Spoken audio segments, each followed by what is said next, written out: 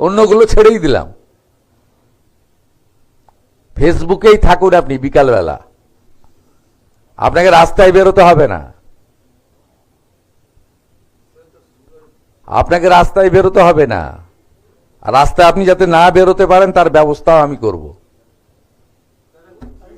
আপনি বারুইপুর নিয়ে খেলতে গেছিলেন, গোল খেয়ে বাড়ি এসেছেন।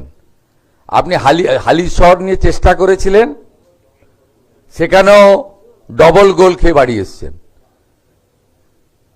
যত কথা কম বলুন, বিশ্রাম করুন, অনেক বয়স হয়েছে।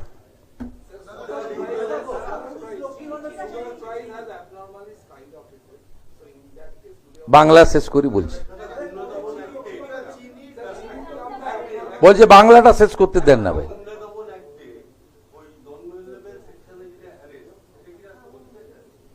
দুটো পার্ট ছিল।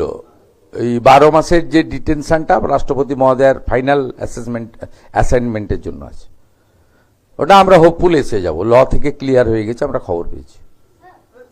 সব হবে, যা বলি ভেবে বলি, যেটা বলি সেটা করব না। বাংলা হ্যাঁ, আজকে আমাদের দুটো মিটিং ছিল। দ্বিতীয় মিটিংটা ফুড ইন্সপেক্টরদের নিয়ে। আপনাদের তো রং খাওয়াচ্ছে সব, ভেজাল দেখতে পাবেন।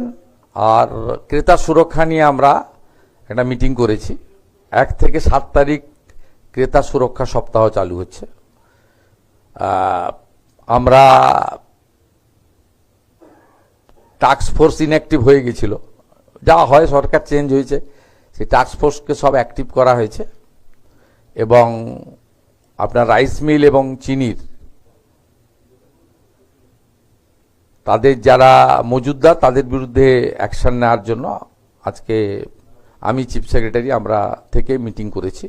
2-3 দিনের মধ্যে আশা করছি সব আপনার ঠিকঠাক হয়ে যাবে। এটা ঠিকই ছিল, এই আপনার 2 সপ্তাহ একটু গন্ডগোল করেছে। এটা 48 টাকা রেটেই ছিল, কিন্তু এই আমরা অ্যাসেস করেছি 2 সপ্তাহ আগে 58, আর এই 2-3 দিন হলো 68।